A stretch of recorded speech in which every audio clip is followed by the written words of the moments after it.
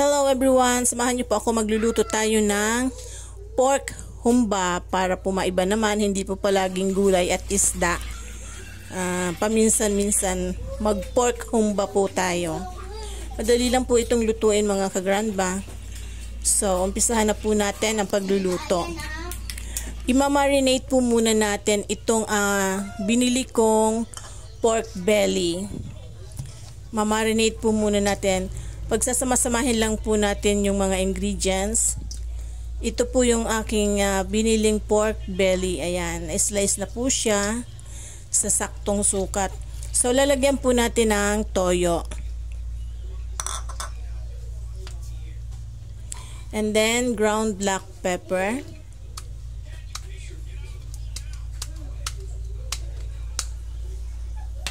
And then, brown sugar.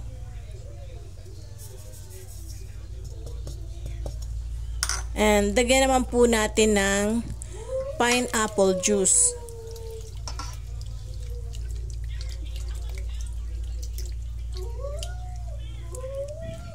And ngayon naman po imimix natin. Malinis naman po ang aking kamay. Naghugas po ako. Naubusan po kasi ako ng gloves na pang luto. Kaya po wala po akong gloves ngayon. So anyway, i-marinate po natin ito ng at least 30 minutes. Mas maganda. Ilalagay po natin ito sa chiller pagkatapos po nating i-mix. I-combine lahat ng ingredients. Pero kung nagmamadali po kayo, pagka na-marinate nyo po, pwede na pong iluto agad. Pero mas maganda po kung ma-absorb ng meat yung marinade sauce. So, tatakpan po natin ng cling wrap. And then, pagkatapos po nito, ilalagay po natin sa chiller. Mas maganda po kung overnight na nakababad siya sa marinade sauce. So, ito na po, natakpan na natin ng cling wrap. Lagay na po natin sa chiller. So, ngayon naman po, nagpapainit na tayo ng kawali. And then, lagyan po natin ng mantika. Magigisa po tayo ng sibuyas at bawang. Unahin po natin ang sibuyas dahil ang bawang po ay madaling masunog. Kaya po inuuna ko yung sibuyas. So, ito na po yung bawang. Igisa din po natin.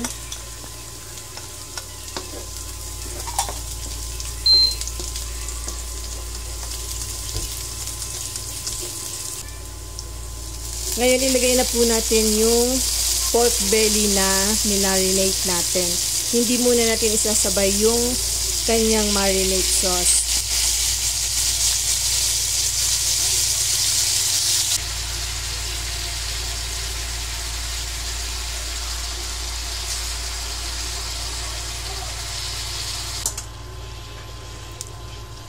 Ngayon, haluin po natin. Igisa po natin, isang kutsa po natin yung pork belly na marinated.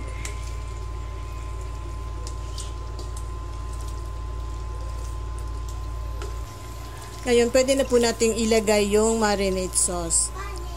And then, tatakpan po natin ito. Hayaan po natin kumulo hanggang sa lumambot yung karne. So, this time po, check natin kung malambot na yung meat.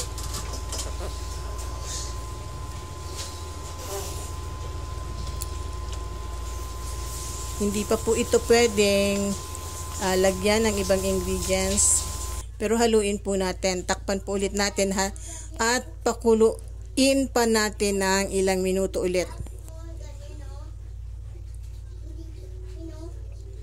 So, this time po malambot na po itong meat. Malambot na po ang pork belly. Nailagay ko na rin po yung black beans at saka yung banana blossom. Hindi po nakita sa camera. Pasensya na po. Naka-off na naman ang camera. Hindi ko napansin. Ayan po yung black beans. And banana blossom na ilagay ko na rin po dyan. Naglagay din po pala ako ng suka dito. Konting suka at saka laurel. Hindi po nakita sa camera. Pasensya na po. Ito na po. So, ito na po yung ating pork humba. Sana po nagustuhan nyo ang video na to.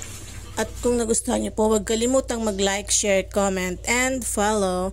See you again on my next video. Bye! Thank you for watching.